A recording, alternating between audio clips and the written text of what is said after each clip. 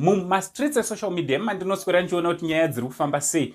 Ndinayo nyaya inorwadza zvikuru, nyaya isingaite zvakanaka yakaitika kune mukomana anonzi Taku uyo akanga achidzidza paHarare Poly. Ndoda ndinge ndinokuzivisa zvikuru imwe zviri kuitika, tonyorerana comment section kuti munofungei nenyaya yakadai. Ndichitoti zviri kudi kwese kwamuri vazukuru vasekuru Saint. Umwe munhu anobva bhoikana kuti mupanhai anotiti vazukuru pana aiwa handisi sekuru baba wako kana baba wamai wako, but ndini sekuru vako hanzvadzi yamai vako, chidiki chachona chigotwe chekupedzisira. So unongondigamuchirawo sanzvadzi yamai vako. Handiti ukama hwotoendera mberi zvinhu zvotofamba zvakanaka.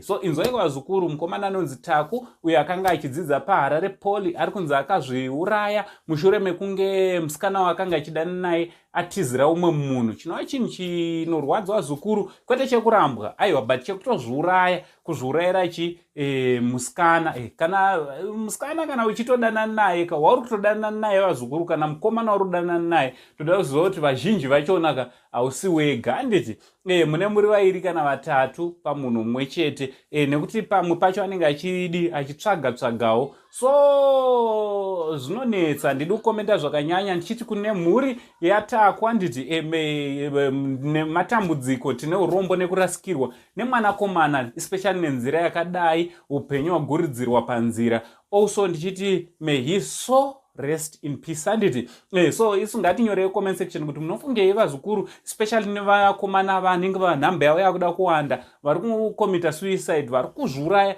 nekuda kwekurambwa nevasikana. Kare taitongofunga kuti vasikana chete ndo vanozviuraya, ndo vanoita zvinhu zvakadaro, but vakomana vapindirawo futi pachirongwa chachona.